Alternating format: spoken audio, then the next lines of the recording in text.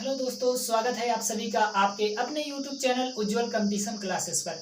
आज हम सभी लोग पढ़ने वाले हैं पॉलिटी के भागों को। क्या पढ़ने वाले हैं? पॉलिटी के भाग को। मतलब पॉलिटी में कौन कौन से भाग हैं और इसमें किस किस चीज का उल्लेख है। तो आप लोग वीडियो को एकदम लास्ट तक देखिएगा और मेरा वादा है कि लास्ट में आपको जितना मैं पढ़ाऊंगा पूरा का पूरा याद हो जाएगा। तो आज हम लोग पढ़ने वाले हैं क्या? पॉलिटी के भाग को, और वो भी एकदम ट्रिक से। तो चलिए शुरू करते हैं। देखिए, संविधान में 22 भाग है। कितने भाग हैं? 22 भाग है। और इनमें का खा गा जोड़ करके अब इसकी संख्या कितनी हो गई है? 25 हो गई। कितनी हो गई? 25 हो गई। तो आज हम लोग इस वीडियो में केवल आधे भाग को पढ़ेंगे और अगले वीडियो में इसके बचे हुए पार्ट को पढ़ लेंगे, और वो भी पूरे ट्रिक से और पूरा याद करेंगे। लास्ट तक आपको ये पूरा याद हो जाएगा, लेकिन पूरा वीडियो आपको देखना है। तो चलिए शुरू करते हैं। भाग 1। तो संविधान के भाग 1 में क्या है? संविधान के भाग 1 में कहा गया है संघ एवं इनके राज्य क्षेत्र। क्या बोला गया है? संघ एवं इसके राज्य क्षेत्र। संघ एवं इसके राज्य क्षेत्र, इसे इंग्लिश में कहा जाता है यूनियन एंड इट्स टेरिटरी। संघ एवं इसके राज्य क्षेत्र। तो याद करने का तरीका क्या है? तरीका हमारा ये है कि देखो, भारत में एक ही संघ है। अनुच्छेद 1 जब आप पढ़ेंगे तो उसमें भी कहा गया भारत राज्यों का एक संघ है। तो एक में क्या है? संघ, मतलब संघ एवं इनके राज्य क्षेत्र। तो भाग 1 में क्या है? संघ एवं इसके राज्य क्षेत्र। भाग 2। भाग 2 में है नागरिकता। क्या है? नागरिकता। तो इसको हम याद कैसे करेंगे? इसको याद करने का सबसे बेस्ट तरीका है, जब भी आप नागरिकता पढ़ें तो आप नागरिकता के साथ बोले नागरिकता दो। क्या करो? नागरिकता दो। नागरिकता को मांगोगे तो नागरिकता हमको दो। नागरिकता दो। तो नागरिकता किस भाग में आ जाएगी? 2 में। किस में आ जाएगी? भाग 2। नागरिकता 2। जब भी नागरिकता बोलना है, क्या बोलना है? नागरिकता 2। और नागरिकता किस भाग में? भाग 2 में। बात आती है नागरिकता का प्रावधान किस देश से है? तो नागरिकता का प्रावधान है ब्रिटेन से। कहां से है? ब्रिटेन से। तो भाई यूके वाले या ब्रिटेन वाले हमारे यहाँ शासन करते थे, तो हम नागरिकता किससे मांगेंगे? उन्हीं से मांगेंगे। तो नागरिकता 2 किसमें है? भाग 2 में। अगला भाग है भाग 3। अब देखिए 3 में आपको ऐसे दिख रहा होगा, ये 3 दिख रहा है कि नहीं? और इस 3 से हम क्या लिख सकते हैं? इससे लिख सकते हैं अधिकार। क्या लिख सकते हैं? अधिकार। तो 3 से हम क्या बना सकते हैं? अधिकार बना सकते हैं। बनाने तो आप कुछ भी बना सकते हैं, आ से अम्मा, आ से अंडा, कुछ भी बना सकते हैं। लेकिन हमें यहाँ क्योंकि पढ़ना है तो हम 3 से यहाँ पर क्या निकालेंगे? आ से अधिकार। 3 से हम क्या बना सकते हैं? आ, और आ से अधिकार। तो इस भाग 3 में क्या है? भाग 3 में है मूल अधिकार। क्या है? मूल अधिकार। तो याद करने का तरीका क्या है? भाग 3 आ की तरह दिख रहा है, और आ से हम क्या बोलेंगे? आ से अधिकार। क्या बोलेंगे? अधिकार। तो भाग 3 में क्या है? मूल अधिकार। मूल या मौलिक अधिकार। तो मूल या मौलिक अधिकार किस देश से लिया गया? मूल या मौलिक अधिकार लिया गया है अमेरिका से। कहां से लिया गया है? अमेरिका। देखो, इसको भी याद करने का तरीका आप समझिए कि 3 आ की तरह है, आ से अधिकार और आ से अमेरिका। आ से अधिकार, आ से अमेरिका। तो याद करने का तरीका है 3, और 3 बना हुआ है आ की तरह। आ से अधिकार मतलब मूल अधिकार है भाग 3 में, और 3 आ से अमेरिका। अब देखते हैं भाग 4। तो भाग 4 में क्या है? भाग 4 में है राज्य के नीति निदेशक तत्व। भाग 4 में क्या है? राज्य के नीति निदेशक तत्व। इंग्लिश में से कहते हैं directive principle of state policy, DPSP. क्या कहते हैं? डीपीएसपी। तो भाग 4 में है राज्य के नीति निदेशक तत्व। याद करने का तरीका क्या है? इसमें आपको एक शब्द दिख रहा होगा, नीति। क्या दिख रहा है? नीति। तो याद रखिए, नीति बनाने के लिए कम से कम 4 लोगों की जरूरत। कितने लोगों की? 4 लोगों की जरूरत है। नीति बनाने के लिए कम से कम 4 लोगों की जरूरत है। तो जब भी आपके सामने आए राज्य के नीति निदेशक तत्व, तो आपको नीति से याद रखना है नीति बनाने के लिए कम से कम 4 लोगों की जरूरत है। कितने लोगों की जरूरत है?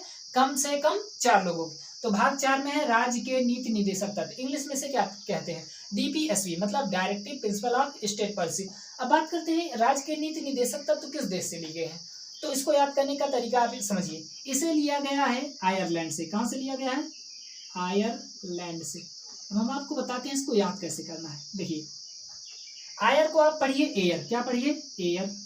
और लैंड को तो लैंड ही पढ़िए, एयरलैंड। तो अगर आपको नीति बनानी है तो कितने लोगों की जरूरत? 4। मतलब भाग 4 में क्या है? राज्य के नीति निदेशक तत्व। और नीति जो है ये एयर पर नहीं बनाई जा सकती। एयर मतलब हवा में, कहते ना हवा में कुछ नहीं होता है, तो एयर में नहीं बनाई जा सकती है, बल्कि कहाँ पर बनाया जा सकता है, लैंड पर बनाया जाएगा। कहाँ पर बनाया जाएगा, लैंड। नीति बनानी है तो एयर पर नहीं बना सकते हैं, बल्कि कहाँ पर बनाएंगे, लैंड, एयर लैंड। तो आप इसके पढ़ेंगे क्या, आयरलैंड। किस देश से लिया गया है, आयरलैंड से। तो राज्य के नीति निर्देशक तत्व का सिद्धांत लिया गया है आयरलैंड से। किस भाग में, भाग 4 में। याद करने का तरीका, नीति बनाने के लिए कम से कम 4 लोगों की जरूरत। अगला भाग 4 का, तो भाग 4 का में क्या है, देखिए इसको आप यहां पर लिख लीजिएगा, आयरलैंड। अब बात करते हैं भाग 4 का की। तो भाग 4 का में है मौलिक या मूल कर्तव्य। भाग 4 में क्या है, मौलिक या मूल कर्तव्य। तो इसको याद करने का तरीका क्या है, भाग 4 का में आपको का दिख रहा होगा, क्या दिख रहा है, का, और मौलिक कर्तव्य। तो 4 के का में क्या है, का में है कर्तव्य, 4 के का में कर्तव्य, मौलिक कर्तव्य, ठीक है। तो भाग 4 में क्या था, राज्य के नीति निर्देशक तत्व। लेकिन भाग 4 का में का से क्या है, कर्तव्य है। और अगर हम बात करते हैं 3, भाग 3 में ये किसकी तरह दिख रहा है, आ की तरह, आ से अधिकार। तो भाग 3 में क्या है, अधिकार है। तो भाग 4 के काम में मौलिक कर्तव्य। ये किस देश से लिया गया है, ये लिया गया है रूस से। किससे लिया गया है, रूस से लिया गया है। तो इसको याद करने का तरीका क्या है कि मौलिक कर्तव्य रूस से कैसे लिया गया है। देखिए इसको याद करने का तरीका ये होगा कि जैसे आपके सर में रूसी बढ़ जाए, क्या बढ़ जाए, रूसी, तो ये आपका कर्तव्य है कि आप अपनी रूसी एकदम खरोच खरोच निकाले। नहीं अगर भाई बहन को दे दिए ना तो एकदम खींच खींच के फाड़ देगा आपका मुड़ी उड़ी। तो मौलिक कर्तव्य को याद करने का तरीका है कि अगर आपके सर में पड़ गया है रूसी, तो ये आपका कर्तव्य है। किसका कर्तव्य है, आपका कर्तव्य। भाई बहन को कभी मत देना, नहीं तो जान लो फिर गड़बड़ हो जाएगा। रूसी निकालने के चक्कर में आपके सिर की पपड़ी निकाल देंगे। तो अगर आपके सिर में पड़ जाए रूसी, तो रूसी निकालना किसका कर्तव्य है, अपना कर्तव्य। रूसी निकालना हमारा कर्तव्य है, ठीक है। तो मौलिक कर्तव्य कहां से लिया गया है, रूस से। भाग 5, तो भाग 5 में है केंद्र सरकार। क्या है, केंद्र सरकार, या इसे हम संघ सरकार भी कहते हैं, संघ भी। तो भाग 5 में क्या है, केंद्र। तो इसको याद करने का तरीका यह है कि अपना केंद्र एक जगह रखो, मतलब एक जगह केंद्रित हो। जैसे पढ़ाई करने आओ तो पढ़ाई करो। अब तुम अलग अलग चीजों में अपना दिमाग लगाने लगोगे, छोटा सा दिमाग ही है, अब अलग अलग जगह लगा दिए तो हो जाएगा गड़बड़ ना। तो हमें 5 जगह केंद्रित नहीं होना है, एक जगह केंद्रित होना है। तो केंद्र सरकार की जब बात आए तो हमें 5 जगह केंद्रित नहीं होना है, बल्कि एक जगह केंद्रित होना है, ठीक है। भाग 5 में क्या है, केंद्र सरकार। भाग 6 में है राज्य सरकार। क्या है, राज्य सरकार। तो देखिए 5 केंद्र सरकार जहां होगी उसके जस्ट बगल राज्य सरकार होगी। लेकिन हम इसको आपको तरीका बता रहे हैं। देखिए राज्य सरकार, मान लीजिए मैं आपको एक राज्य दे दूं या आपको एक राज्य का राजा बना दूं, तो आप कहोगे अच्छा, अच्छा है, क्या बोलोगे, अच्छा। राज्य का राजा बना दूंगा तो क्या बोलोगे, अच्छा। तो अच्छा से याद कर लीजिएगा, अच्छा अच्छा अच्छा। तो राज्य का राजा बना दूंगा तो क्या कहोगे, अच्छा। तो भाग 6 में क्या है, राज्य सरकार। अगला देखते हैं भाग 7। तो भाग 7 का हो गया है सत्यानाश भाई, सत्यानाश। देखिए संविधान की जो टेक्निकल भाषा होती है वो बड़ी टफ होती है। जैसे भाग 7 सत्यानाश हमने यहाँ पर इसलिए लिखा है क्योंकि जो भाग 7 में जो भी प्रावधान था उसे समाप्त कर दिया गया, डिमोलिश कर दिया गया है, उसे निर्वसित कर दिया गया है। संविधान की भाषा में क्या कहते हैं, निर्वसन कर देना, मतलब समापन कर देना। तो भाग 7 को हम याद करेंगे, भाग 7 का हो गया है सत्यानाश। क्या हो गया है, भाग 7 का सत्यानाश। आखिर भाग 7 में क्या था, तो भाग 7 में राज्यों को आबासादा में बांटा गया था। और इसे कब सत्यानाश किया गया, सत्यानाश करने का मतलब इसे कब डिमोलिश किया गया, निर्वसित किया गया। तो 7वां संविधान संशोधन 1956 में, 7वां संविधान संशोधन 1956 में 7वें भाग को सत्यानाश कर दिया गया। 7 मतलब सत्यानाश, 6 मतलब राज्य, राज्य दूंगा तो क्या कहोगे, अच्छा। 5 केंद्र, मतलब 5 जगह केंद्रित नहीं होना है, एक ही जगह केंद्रित होना है। 4 के का को कैसे याद करेंगे, 4 का से कर्तव्य, मौलिक कर्तव्य, और केवल 4। तो नीति निर्देशक तत्व, नीति बनाने के लिए कितने लोगों की जरूरत है, 4 लोगों की जरूरत। भाग 3 आगे तरह दिख रहा है, तो इसमें क्या हो जाएगा, मूल अधिकार। और किस देश से लिया गया, आ वाले देश से, अमेरिका से, मूल अधिकार अमेरिका। भाग 2 में क्या बोलना है, नागरिकता दो। क्या बोलोगे, नागरिकता दो। और देश में एक ही संघ है, तो संघ है इनके राज्य क्षेत्र। तो भाग 7 तक हम आपको बता दिए। अगला देखते हैं भाग 8। भाग 8 में है यूनियन टेरिटरी, इसे हिंदी में कहते हैं केंद्र शासित प्रदेश, केंद्र शासित प्रदेश। तो केंद्र शासित प्रदेश की बात किस भाग में की गई है? तो भाग 8 में की गई। किस में की गई है? भाग 8 में। देखिए 2023 इस समय चल रहा है, तो 2023 में वर्तमान समय में केंद्र शासित प्रदेश की संख्या कितनी है? 8 है। और इसकी चर्चा किस में है?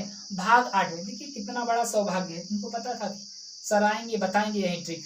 तो भाग 8 में क्या है? 8 यूनियन टेरिटरी। तो भाग 8 में क्या है? Union territory. याद करने का तरीका, वर्तमान समय में हमारे भारत में कितनी यूनियन टेरिटरी हैं, मतलब कितने केंद्र शासित प्रदेश हैं? तो केंद्र शासित प्रदेशों की संख्या इस समय भारत में है 8। और इसकी चर्चा किस में है? भाग 8। किस में है? भाग 8 में है। अगला देखते हैं भाग 9। भाग 9 में है ग्राम पंचायत। ग्राम पंचायत की व्यवस्था। तो देखो इसको याद करने का हम आपको तरीका बताते हैं। जब कभी गांव में पंचायत वाला चुनाव होने लगता है तो आएंगे कुछ लोग आपको एकदम चढ़ा देंगे, अरे भाई तुम खड़े हो जाओ, चुनाव तुम जीत जाओगे, 500 वोटों से 1000 वोट, खूब चढ़ा देगा।